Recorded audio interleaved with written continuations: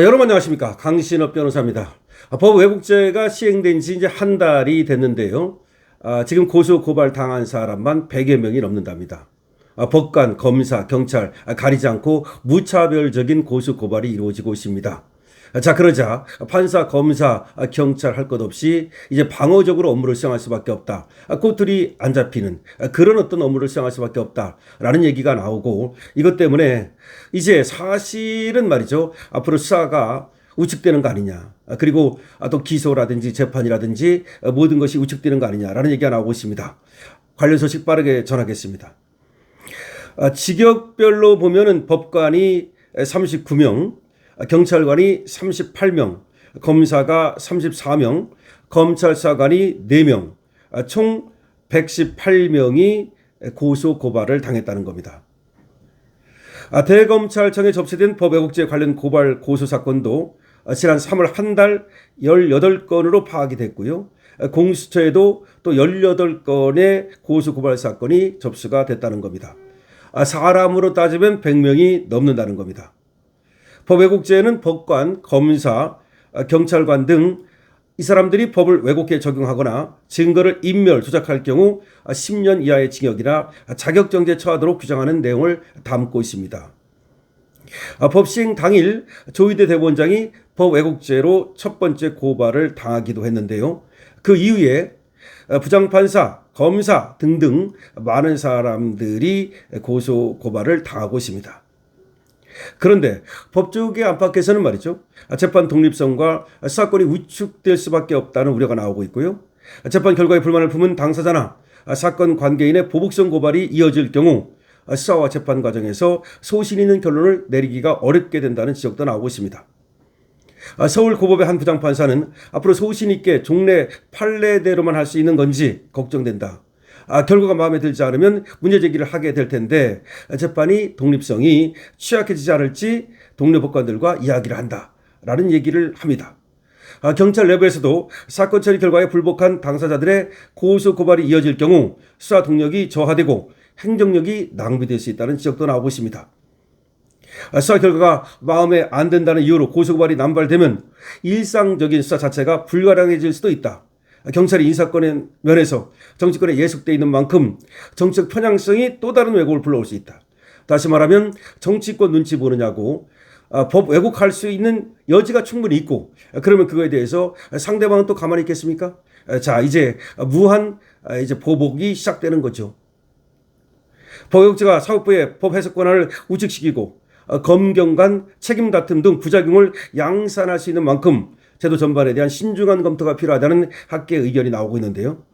차지나 고려대 법학전문대학원 교수는 어떤 식으로 수사를 하고 판결을 내려도 결과를 불만족스러운 쪽에서 법 왜곡죄로 걸고 넘어지겠지만 결론은 더 힘있는 쪽이 유리할 거 아니냐. 형사재판을 담당하는 수사기관과 공소 유지를 활동을 하는 검사, 형사재판하는 판사는 권력층의 눈치를 볼 수밖에 없게 된다. 이제 앞으로 권력층의 눈치를 볼 수밖에 없게 된다. 이것이 문제다. 법 왜곡죄가 검찰과 경찰이 서로의 수사 기소 과정을 법 왜곡으로 규정하면서 수사를 정당화하는 수단으로 변질될 부작용도 있다. 경찰과 검찰이 서로를 갖다가 너가 법 왜곡했어 이렇게 할 가능성도 있다는 겁니다. 그러면서 자기 수사와 자기 기소를 갖다가 정당화하는 그런 수단으로 삼을 수도 있다는 겁니다. 자, 또 한 교수는 이렇게 말합니다. 검찰과 경찰 간 권력 다툼의 도구가 될 수 있다. 검찰과 경찰 간 권력 다툼의 도구가 될 수 있다. 국민 입장에서는 자신을 수사한 기관들이 서로 잘못을 주장하니 어느 한쪽 편을 들게 되고 결국 혼란이 발생하게 된다. 법적 일각에서는 법 왜곡죄의 불명확성을 근거로 폐지론도 나오고 있는데요. 법 왜곡이라는 것이 자체가 주관적이고 명확성의 원칙에 반한다는 겁니다. 그러니까 이거는 말도 안 되는 거야. 법 왜곡이 뭐야 도대체가. 어떤 게 법 왜곡이야. 뭘 법 왜곡으로 볼 거고 뭐는 법 왜곡으로 안 볼 거야. 이거는 사실은 말이죠, 정상적인 국가에서는 있을 수 없는 법치의 근간을 무너뜨리는 그런 잘못된 법이다. 이런 얘기입니다. 법 왜곡죄는 우연법률 심판을 받아야 됩니다. 명확성의 원칙에도 반한다는 겁니다. 그런데 대법원은 법 왜곡죄 부작용을 최소화하기 위해서 대응책 발언에 나섰다는 겁니다. 대법원은 전국 수석 부장 간담회를 개최해서 변호인 선임 지원, 전담 기구 설립, 매뉴얼 제작, 부당소송 지원 내규 규정 등을 논의하고 있다는데요. 다시 말해서 법원은 법원대로 자기들 살 길을 찾는 겁니다. 그러니까 판사를 법 왜곡죄로부터 어떻게 보호할 것인가, 뭐 그런 거에 굉장히 신경을 쓰는가 봐. 사실은 말이죠, 공정한 재판을 할 그런 어떤 여건을 만들고 어떻게 하면 더 투명하고 공정한 재판을 할 것인가, 이런 거에 신경을 써야 되는데, 국민을 위한 신경을 써야 되는데, 국민을 위한 신경을 쓰는 게 아니라 자기들 어떻게 판사를 보호할 것인가, 그런 것만 신경 쓰고 있는 거야. 이게 뭡니까 도대체가. 그러면 이게 전체 힘이라고 하는 것은 다 정해져 있는 건데, 총량은 정해져 있는데, 그런데 이 힘을 갖다가 국민들을 위한 더 좋은 재판을 하는 데 쓰는 것이 아니라 자기들 판사 보호하는 데 쓰고, 그러면 그만큼 국민을 위한 더 좋은 재판이 될 수가 없죠. 경찰, 검찰 마찬가지입니다. 생각해 보십시오. 그러니까 법 왜곡죄라는 것이 없다면 소신 있게 수사를 하고 더 소신 있게 기소를 하고 뭐 이렇게 할 수 있을 텐데, 법 왜곡죄가 있으면 이걸 가지고 이제 더군다나 권력층이 이 법 왜곡죄를 이용해 가지고서 이 탄압산으로 삼을 수 있잖아. 예를 들어서 너 이거 수사를 이렇게 했는데 이거 법 왜곡죄 아니야? 라고 하면서 희대를 딱 주면은 말이죠, 경찰들이 쫄아가지고 기소 의견으로 송치도 못하고 결국 사건을 뒤로 자꾸 미루고 뭐 이럴 가능성도 충분히 있고, 검사도 마찬가지입니다. 심약한 검사들은 말이죠, 자신 있게 기소를 못하고 이 기소한 거가 논리가 마음에 안 들면 이게 법 왜곡이다 라고 기소한 검사를 갖다가 다시 또 고소고발하고, 판사도 마찬가지입니다. 판사가 경찰 검찰이 수사하고 기소해서 재판을 했어요. 근데 재판했는데 그 재판 결과가 마음에 안 들어.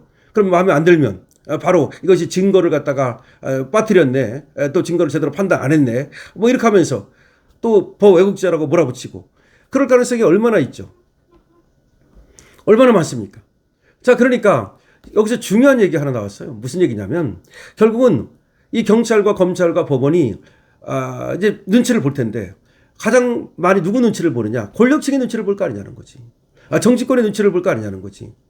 그러면 정치권하고 일반 민간이라고 붙었을 때 정치권 편 들고, 권력층하고 일반이라고 편 들었을 때 권력층 편 들고, 그럴 가능성이 많다는 얘기지.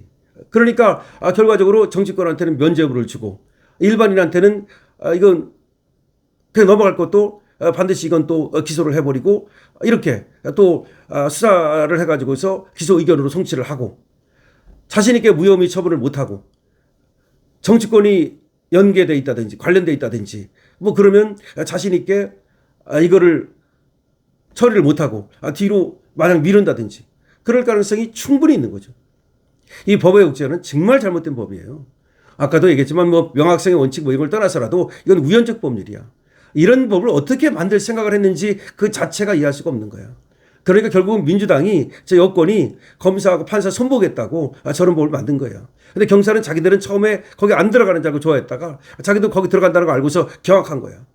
자, 법 왜곡죄 계속해서 지금 고소고발이 난무할 텐데, 앞으로 말이죠, 이제 무한 반복, 이 고소고발이 무한 반복될 수 있다는 겁니다. 그 법 왜곡죄로 이제 고소를 했어요. 그런데 그 수사한 사람이 또 마음에 안 들어? 그럼 또 그 사람을 갖다 법 왜곡죄로 고소할 수 있어요. 그 사람이 또 이제 마음에 안 들어? 그럼 또 고소할 수 있어요. 무한 반복이라고 한번 말씀드린 바 있죠. 이제 법 왜곡죄 무한 지옥이 펼쳐집니다. 여러분께서 어떻게 생각하십니까? 강신호 TV입니다.